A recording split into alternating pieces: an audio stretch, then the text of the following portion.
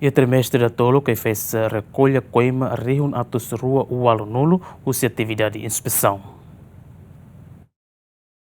Hafuin avaliação serviço ba trimestre dahulu tinangne Inspetora Geral, Autoridade de Inspeção no Fiscalização ba Atividade Econômica, Sanitária no Alimentar AIFESA, ODT Vegas informa, durante a AIFESA haluni atividade de inspeção no fiscalização rutina, ba Operador Econômica Sira e a Território Nacional, recolha ona coima hamutu krihun atus ruawal nulo. Tuiro ODT maski a serviço balung nebe atingiu na metas nebe iha, mas be AIFESA continua soro obstáculo, tama menos recurso humano ou de garantir a sustentabilidade de serviço. Nós acolhemos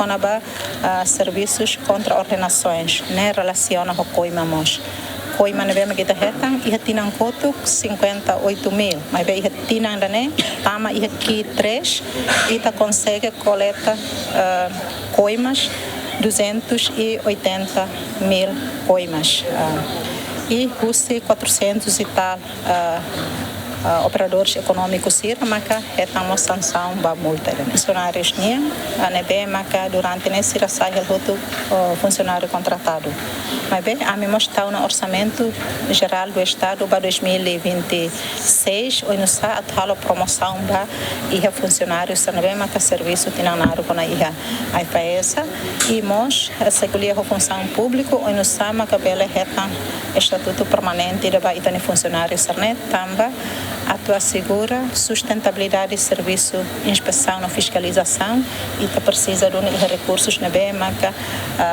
dedica de amba e a instituição da né. Além de inspetora moça teten serviço de inspeção no fiscalização se continua ba iha ponto entrada sira ho di haresação ilegal no contrabando nebe tama iha Timor Leste. Pau ne makida né be ami se continua iha que 4 né ami se hala operação conjunta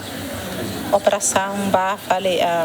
tabaco ilícito sira ba iha ponto entrada sira reba iha transporte sarnebe maka mai be idane am serviço moto com PNTL, PNC, SNI, idane serviço integrado da finanças, aduaneiro, imigração. Agora serviços de inspeção a minha ursira se reforça quase a rua se que toque 3 quase território roto equipa tuna agora né a metama aqui empat né halo reinspeção fali então ba na fatin município ser roto para hare durante seratun tiona a equipa operacional seratun tiona né